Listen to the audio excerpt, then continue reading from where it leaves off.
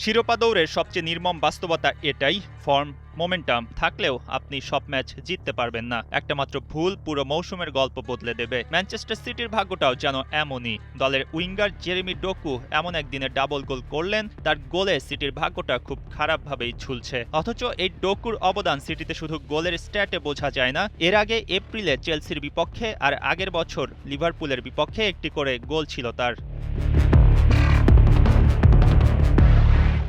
যোগ করার সময় ডোকুর গোলে সিটি হার এড়িয়েছে ঠিক, কিন্তু একই সাথে নিজেদের এমন জায়গায় দাঁড় করিয়েছে সেখান থেকে মুক্তি মেলা ভার। গেল রাতে এভারটনের ঘরের মাঠ হিল ডিকিনসনে ৩-৩ গোলের ড্র করেছে ম্যান সিটি।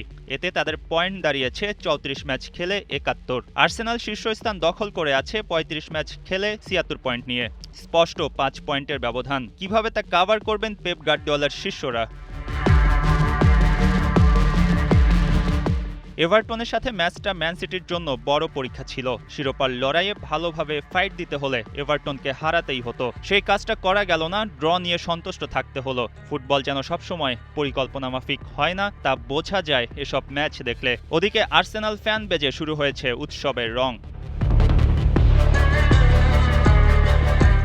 লিগে আর ৩টি ম্যাচ বাকি আর্সেনালের। ম্যাচ ৩টি জিতে গেলেই খেল খতম। স্কাই স্পোর্টসের বিশ্লেষক জেমি ক্যারাগার বলছেন, সামনের রোববার ওয়েস্ট হ্যামের বিপক্ষে জিতলেই শিরোপা ছিনিয়ে নেবে মিকেল আর্তেতার দল। আর্সেনালের সামনে আছে চ্যাম্পিয়ন্স লিগ ফাইনালে ওঠার হাতছানি। ওদিকে মিলছে প্রিমিয়ার লিগের সুবাস। এত মধুর সময় বোধহয় আসেনি খুব একটা।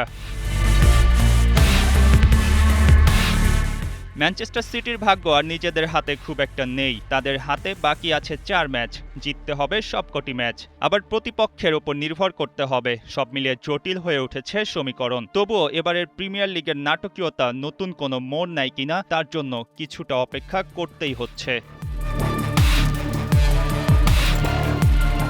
মঈন হাসান, ৭১।